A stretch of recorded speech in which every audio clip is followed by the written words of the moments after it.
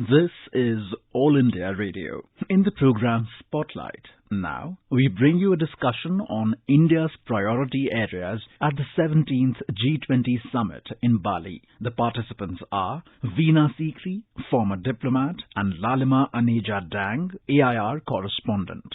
Tomorrow, the 17th G20 Summit begins in Bali, Indonesia, which our Honorable Prime Minister Mr. Narendra Modi shall also be attending. Now, for India, this summit is of extreme importance because India shall be taking over the presidentship of G20 Summit after tomorrow's summit.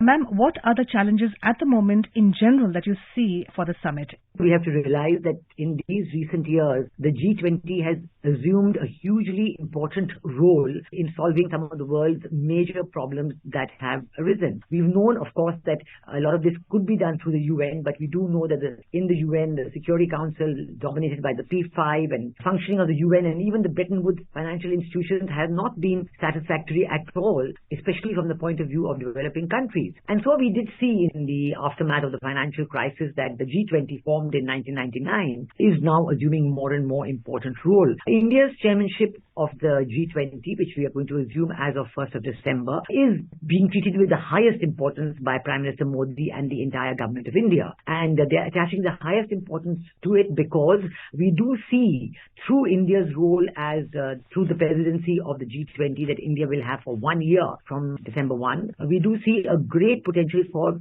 working towards solutions of many of the problems facing the world with the focus on the interests of the developing countries and the emerging economies. And this is significant because the problem very much in search for solutions to the financial and economic crises facing the world is the fact that this has been dominated largely by the Western economies, by the G7 members. And now we do see a chance for the emerging economies to play a role. If I can just point out one important point, Sure. That the troika of the G20. The troika includes the immediate past president, the current president, and the incoming president. Now, for the first time, as on 1st December, the troika will have Indonesia as the immediate past president, India as the current president, and Brazil as the future president. For the first time, all three members of the troika are strong emerging economies. Right. And this provides a vital opportunity for India's chairmanship to steer into solutions that will benefit the developing world in India's great commitment to Vasudhaiva Kutumbakam. The welfare of all is of vital interest. Now, what are the areas of focus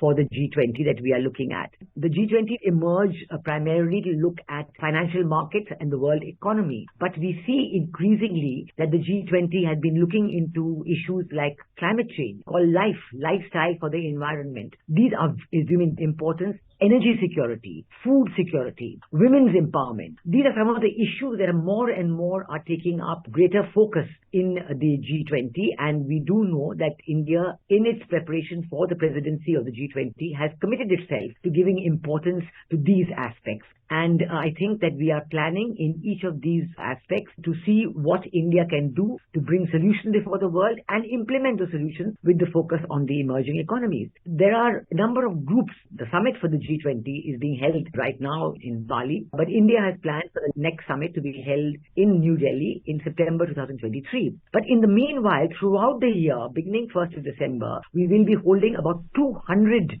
G20 meetings on different subjects in different parts of the country, all across India, from Kashmir to Kanyakumari, as they say. So this is a massive task for India, but a massive opportunity for playing the leadership role and helping the world in the search for solutions on the vital issues that I just mentioned. There is a very interesting new area that is coming up beyond the 20 focus areas of the G20, and that is the R20. Indonesia, during their chairmanship, organized a meeting on religion 20. So what is the religion? How religious harmony can be brought about? And this is an important aspect for the world, and the world should focus upon it. Let us see what happens to R20 over the next few years, but it is certainly a very interesting new aspect. So in each of these areas of importance to the G20, we will get experts from those areas, from the 20 countries who will come to India, discuss, and will then work out the possible solutions and what we would like to do. A solution-based or output of all these meetings is what we are looking at. And one can see in what a wide area that the G20 is looking to work in. If I can just mention some of the areas, you will see that the ongoing conversations as the Ministry of External Affairs has said, revolve around equitable, inclusive and sustainable growth. This is a very important overall focus for the world. Lifestyle for environment, women's empowerment, digital public infrastructure. This is very important. India is a world leader in digital technology, and we want to share this with the world, and we want to look at digital public infrastructure and tech-enabled development in areas ranging from health, agriculture and education to commerce, skill mapping, culture and tourism, climate financing, circular economy, global food security, all these issues, how you can have a tech-oriented approach to quicker communication, quicker transfer of resources and benefiting the whole world. Generally, you said it very rightly about sharing knowledge. India can share knowledge about digitalization, as we know that a large number of digitalized payments are now happening, and even people at the bottom of the pyramid are going for that. Now, you talked about developed and developing nations, and there's always been a kind of a subtle dominance, or sometimes not so subtle dominance, of the developed nations. When we talk of sharing knowledge, we give digitalization knowledge. We can ask them to teach us clean technology. So how do you think that this is going to be a good common platform as a melting pot of both the developed and the developing nations? I think that this is a very good common platform. Now, you see, even right now, a meeting is going on. And there, again, the same clash between developed and developing countries. You know, how much of the present climate crisis is owing to what the developed country has been doing over the last 50 to 100 years since the end of World War II? I mean, what have they been doing? How have they achieved that development by trampling on the utilization of the equitable utilization of the world's resources, whether they're marine resources, forest resources, and all other kinds of resources. And now they want to put the blame on the developing world and make the developing world take a greater share of the responsibility for solving the problem. But we believe in common but differentiated CBDR, common but differentiated responsibilities. So this is like we have been doing in all the climate change conferences. So also for other issues, we want to find equitable solutions. We don't want any kind of confrontation between developed and developing world, but we want to find, in a persuasive way, bringing the developed and developing countries together in the post-pandemic phase. I do not know if we are already in the post-pandemic phase or not, because there is the pandemic virus COVID-19 spreading in many parts, including in China. But whatever it is, during the lockdown of the COVID period, we did see the great disruption of supply chains, the great difficulties that many countries were facing because of disruption of supply chains caused by the lockdown. Now, in the Ukraine crisis, we are facing another kind of serious difficulties on food security, because Ukraine is such a major supplier of food grains, and we have other security-related issues emerging from the crisis in Ukraine. So, these are issues that we have to bring on board. Russia is a member of the G-20, and also to tackle the energy security, India has already declared that we are going to be inviting special invitees for the G-20 summit in India. And these include countries like the UAE, Arab Emirates, countries like Oman, countries like Bangladesh. So we are looking at a very balanced focus on development, bringing together emerging and emerged economies on a common platform. Right, you talked of energy. Already, Prime Minister initiated the International Solar Alliance, in which more than 100 countries are taking part. So we are poised to take a leadership role in G20 as well. This is happening. You talked about the Russia-Ukraine war, which is very significant. The fact that the summit is happening in the background of the Russia-Ukraine war. How successful we can be in terms of food security, because there is a bit of tussle going on as far as food grains is concerned, and Ukraine was such a hotbed of growth of grains and export of grains. We are very conscious of this aspect of food security because it affects not only us but many other countries of the world. Fortunately, right now, India is in a stronger position on the question of food security, and we have bailed out many countries who are in dire need of food grains as a result of the Ukraine crisis. And the world has recognized how India was immediately able to come to the rescue of many countries who were in a very difficult position, and India has promised to continue. For example, another thing in India is focusing on other grains like millets, for example, and we declared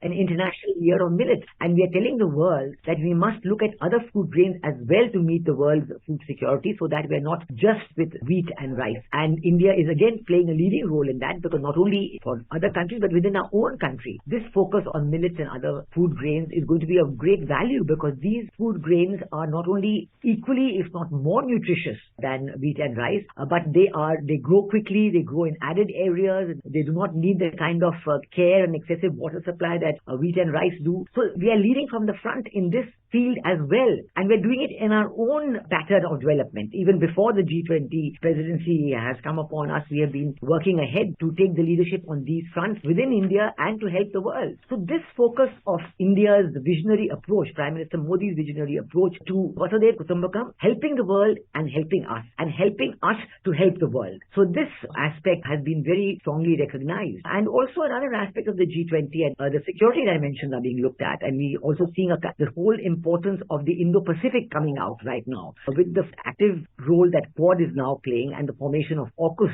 Australia, UK and USA. We do see all this coming along to focus on the ASEAN and the ASEAN centricity of it all. And in this very context, we had a very strong participation from the Vice President of India in the ASEAN Summit Conference, which was held in Cambodia. It just finished, in fact. So all these issues were also discussed there, and India and ASEAN now have a comprehensive strategic partnership. So all these aspects will also blend into what is going to happen during the year of India's presidency. All these aspects will be woven into it because we have seen after, especially as a result of the Ukraine crisis, that the security situation, cyber security, just physical security, defense, protecting your borders, all this has become very important, and India is prepared to play its role in helping other countries in this world, in this aspect. And the fact that G20 represents around 85% of the global GDP and more than 75% of global trade and about 2/3 of the world population. Now, there is a criticism that there is always a limited membership and also there is lack of enforcement power. How do you view that, and how do you see that shaping up? Limited participation, I think that is overcome by inviting a lot of people and institutions as guest participants. For example, as I told you, the list of countries that is already there, the list of 19 countries people know, but now we have, in addition to that, the countries who will participate in the G20 meetings under India's chairmanship are going to be Bangladesh, Egypt, Mauritius, Netherlands, Nigeria, Oman, Singapore, Spain, and UAE. These will be the guest countries, And this is very important because, as you see, it's a very widespread. It includes more countries from Africa. You have Egypt and Nigeria and Mauritius, countries from South Asia like Bangladesh, countries from Southeast Asia like Singapore, and of course countries from the Gulf like UAE and Oman. So it's India's effort to bring in this diverse group of countries so that they can also feel involved in the G20 and contribute to solutions. In addition, you have, of course, the UN, the IMF, World Bank, WHO, WTO, and other organizations participating. And you also have regional organizations like the African Union, the ASEAN, and others who will be invited as guests. The International Solar Alliance will be participating in the country, and the Coalition for Disaster Resilient Infrastructure will be participating, as well as the Asian Development Bank. So, India's effort has been to make the participation as comprehensive as possible. And the purpose of this is not only to make it comprehensive, but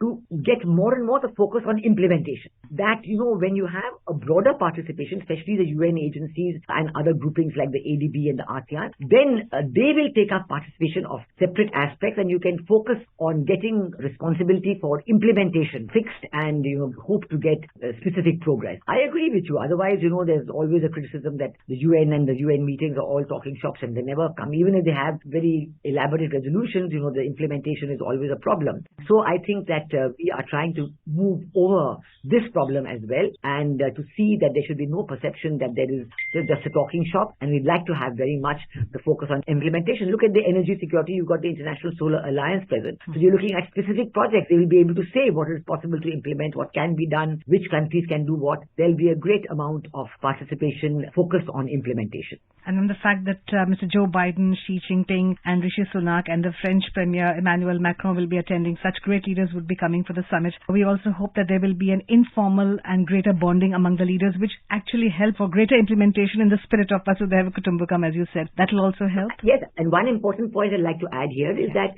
right now at the BALI summit, our Prime Minister is going to have a number of very important bilateral meetings with President Joe Biden and Prime Minister Rishi Sunak and many others. These will also set a very strong base for the success of India's chairmanship of the G20, because our Prime Minister will have the opportunity to discuss all his visionary ideas for India and for the G20 and for the world during his meetings with these key leaders at the G20 summit in Bali. And this will really set a very good tone for India's chairmanship. And as leaders born, we hope that the outcome of the summit shall be positive. This one and for the world, we take on the mantle as the presidentship of the G20 summit for the next 1 year. Thank you very much, ma'am, for your views and reviews. Thank you. You were listening to a discussion on India's priority areas at the 17th G20 Summit in Bali. The participants are Veena Sikri, former diplomat, and Lalima Aneja Dang, AIR correspondent. This program was produced and presented by the News Services Division of All India Radio. You can listen to it on our mobile app News on AIR.